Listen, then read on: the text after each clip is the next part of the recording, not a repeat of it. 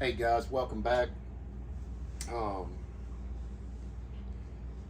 Adrian and I are still here. We're another few cups of coffee deep. And so, what have you got on your mind tonight? I'm gonna cut to it. We'll cut it. What is the best handgun? For what? Well, now that you put me on the spot, let's start with the EDC. EDC. Well,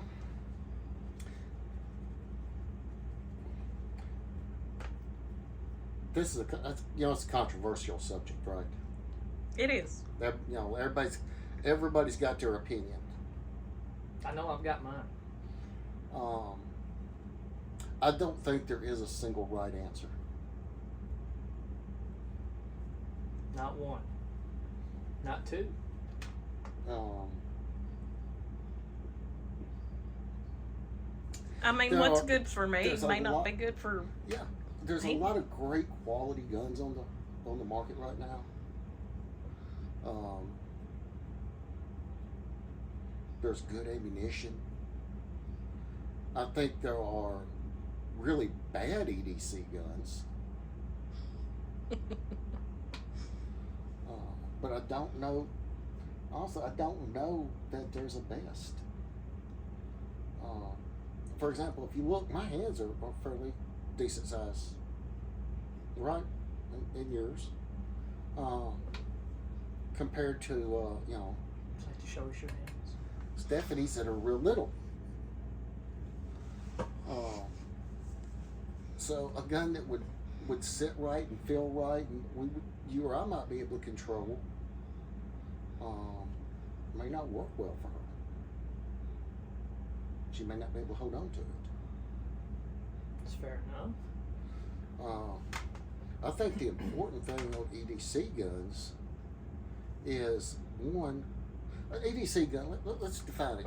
An EDC gun has 3 jobs. Okay. Once it fills those 3 jobs, everything else becomes preference. Okay. One is it has to be accessible. It's got to be a gun that you will carry with you all the time, no days off, 365, 24/7. 2, it's got to be reliable. It cannot fail. It's got to run. That is your life depending on it. Okay? And 3, it must be reasonably accurate. It don't need to shoot a half-inch group at 50 yards. Okay? Because that's totally irrelevant in EDC situations. It has to be relatively accurate. Once we've clicked those 3 boxes,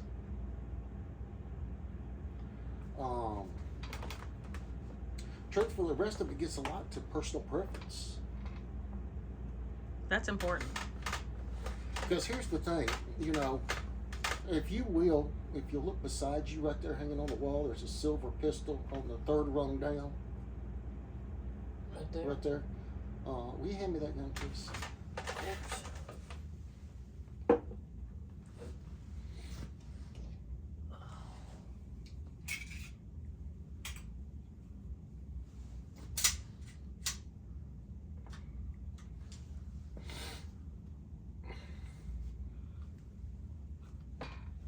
Thank you.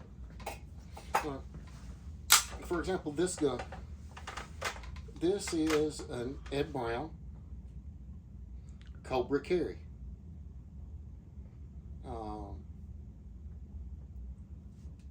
To me, this is one of the ultimate pistols that one can own. And it does click all the boxes for me. But is it necessary to have a $3,500 pistol as an EDC gun? For me, probably not. No. No. But you see what I'm saying? You're probably not going to find a finer 1911 than an Ed Brown product. Not even if I build it. Or me. The to me, that's the epitome. When you get to his stuff, that's the epitome of it. And I love Les. You know, Les and I've known each other for the better part of 30 years. Hadn't seen Bill Wilson in a long time, but you know, he and I've shot together one time or another in different places. And they're great guys, and they build great guns, but I'll still go with Ed. And of course, you know, Mr. Jim Clark down in Louisiana has passed away now, and he was some more magician. But you know, to me, that's a great EDC gun, but it's probably not for the bulk of people. Personally, it wouldn't be for me. You know, if I was to reach back here right now and pull out the gun I'm actually wearing, I'm wearing a SIG P365 macro right now in Attack Ops. That was my choice today because we've been on the road. Lance and I have been on the road looking at gun collections. And of course, his everyday carry gun's a 365, so when I go places with him, I'll throw my 365 on. That way, his mags, my mags, whatever, if something goes wrong, everything's interchangeable. I guess that brings us to our, let's say, SHTF. Oh, give me a block. You know, is that going to be perfect for everybody? No. But, you know, when you're talking about, you know, the manure hitting the oscillating air movement device, What was that again? The manure hitting the oscillating air moving device. Well, when excrement begins hitting the ceiling. It's a whole different ballgame now. We're not worried about concealing. We're not worried about anything else. We're worried about having a gun that's tough, that'll run, that'll keep you alive.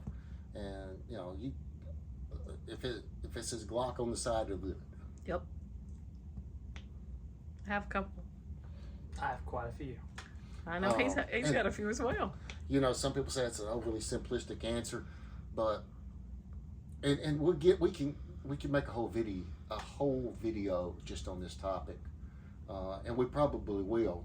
And I've taught this class a lot of times, and we may do it as a video here soon, called Gunology. Gunology 101. I need to be in on this class. But I've taught it in a lot of different places, and you know, it's nothing new, it's nothing earth-shattering, it's nothing that I invented. I'll be the first to say a lot of my thinking, a lot of my ideas come from Jeff Cooper. You know, come from reading, you know, from old Jeff Cooper, who was, I don't know, he's one of my heroes. Him and a lot of my other ideas come from Bill Jordan.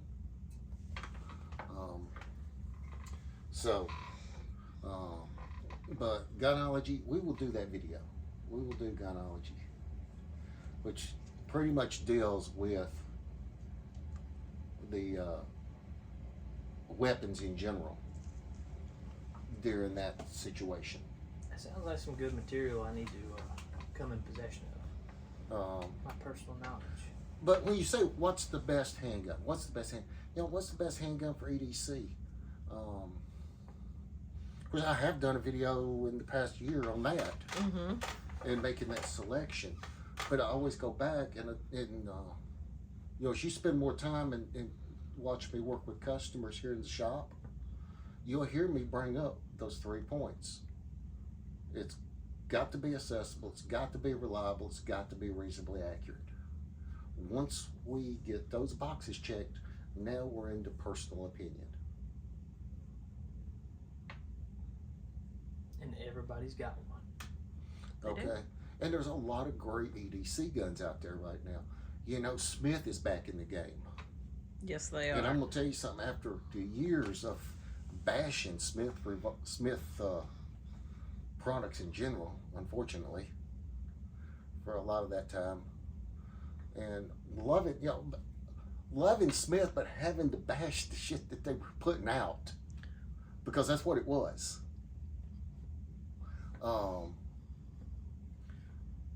It hurt, and now a lot of stuff that they're putting out in the semi-auto line is, I'm telling you, it's they've stepped it up.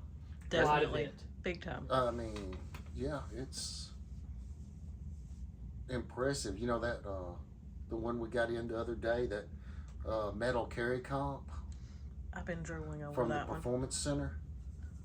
Gun was under $1,000, and I think it might have been perfection in the M&P platform. That gun was amazing. The new Bodyguard 2.0. Those are amazing.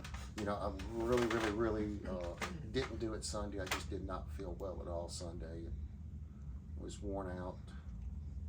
So I did what the good Lord said we ought to do. You rested. I rested. He said he created the heavens and the earth and all that's in them in 6 days, and on the seventh day he rested. I took his advice. So anyhow, I can't wait to get out and run that gun and get it into the mix. I want to shoot that one. I will be if that gun runs like it's supposed to, I will finally be retiring my C camp. Cute little gun. Cute little gun. It is a cute little gun. It's a little pocket gun. It's cute. Tom, is it cute? Is the C Camp a cute gun? Yeah, in the way a Chihuahua is. Yes. See? It's cute in the way a Chihuahua is. Oh, me. So, best EDC gun, like I said, we could rant and rave on that all night. Click the 3 boxes. Accessible, reliable, reasonably accurate. Once you have that established, it's all on you. Yeah.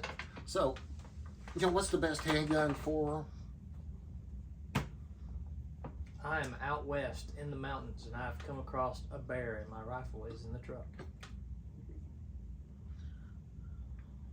Get a little salt out and put it on. Pepper up for it. Season yourself. Bear, I am well seasoned.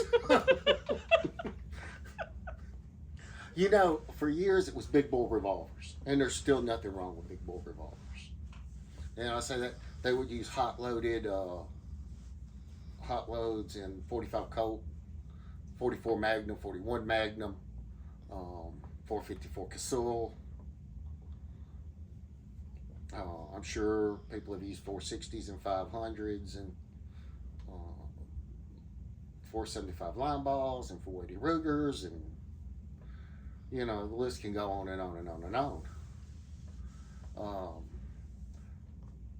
But I have to say right now, probably one of my very favorite things, and it's not jumping on a bandwagon, because I've actually been saying this since the early to mid 90s, is 10 millimeter.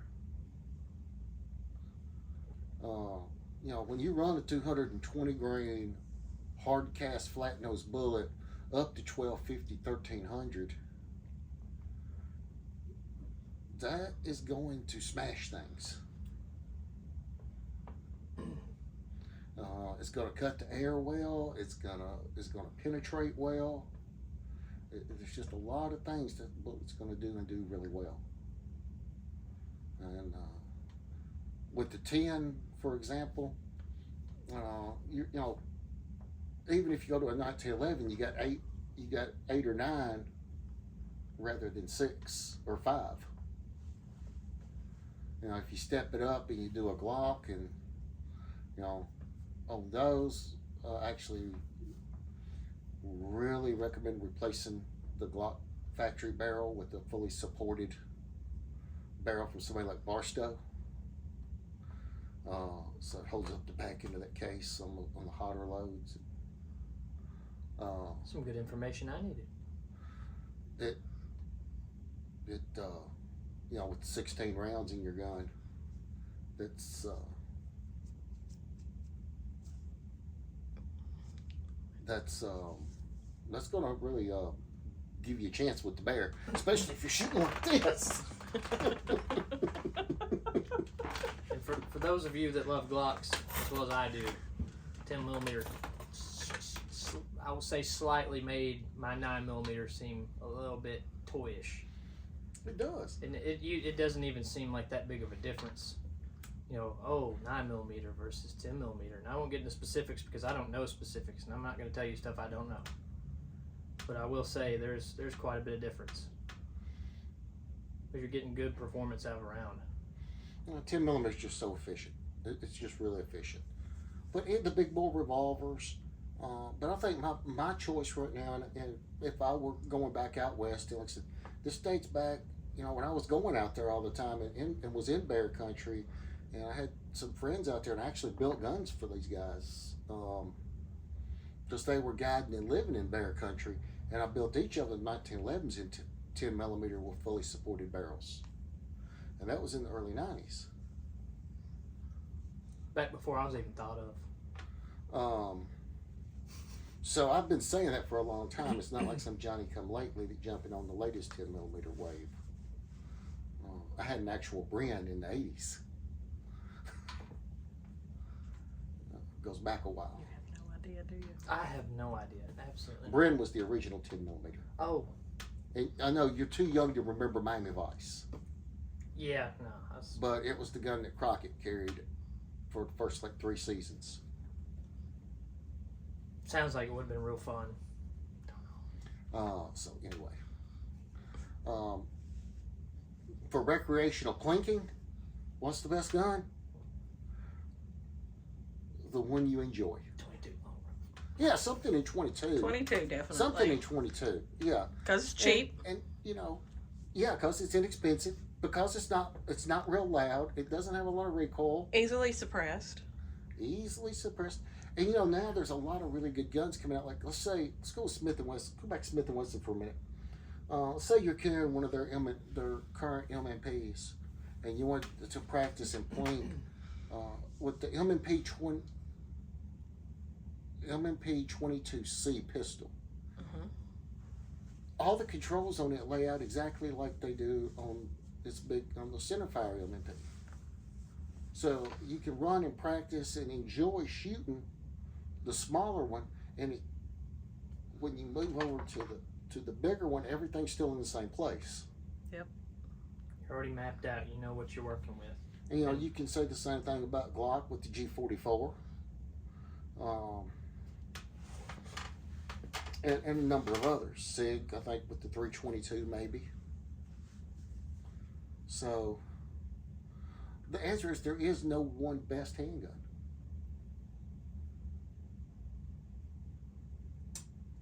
Well,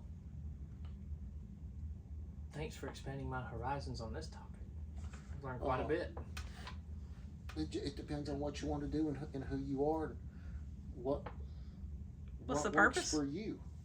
And the really nice part about the answer I'm giving you is we live in a time right now with more good quality guns available to us than any time in history. Oh, see, there's one plus to being late to the game here. That's right. You know, there's a lot of guns now you walk in and you can buy a semi-automatic pistol off the shelf and not have to do anything but go shoot it. Okay? And I know that's how it's been your whole life. Oh, yeah. I can remember when it wasn't that way.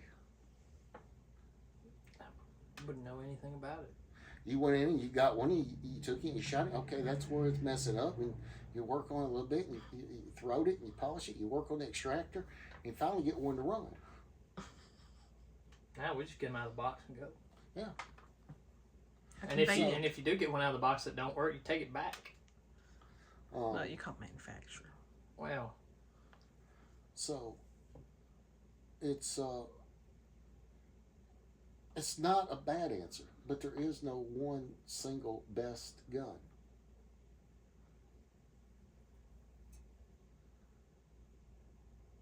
still personally stick with my Glocks. Hey, I don't disagree. It's not a bad choice. Don't disagree. I think I've got, I don't know how many. Several. I got a couple. I'm trying to get there. And every once in a while I find one I forgot I had. It's like Christmas all over again. Something like that. So anyway, guys, I hope you've enjoyed our discussion, and I hope it's been enlightening at least a little bit.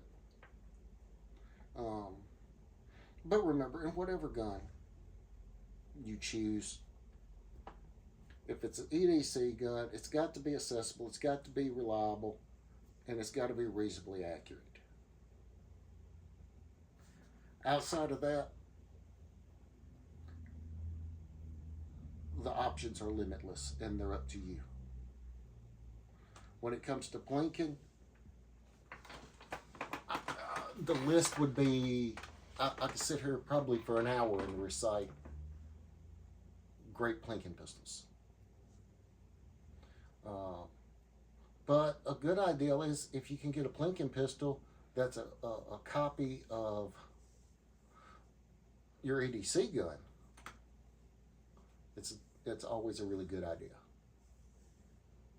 And for hunting pistols,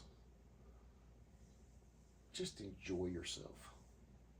Use a cartridge that's big enough, a gun that's accurate enough, and get yourself proficient enough, and just enjoy yourself. Don't let the other stuff mess with your mind. So, thank you again for joining us. We appreciate you, right? As always. And thank you for your knowledge on this subject. We're going to sign off now, and we're going to drink a few more pots of coffee, and probably make another video. What do you think? I think we should do. Yeah. Let's make another video. Let's make another one. All right. See you guys later.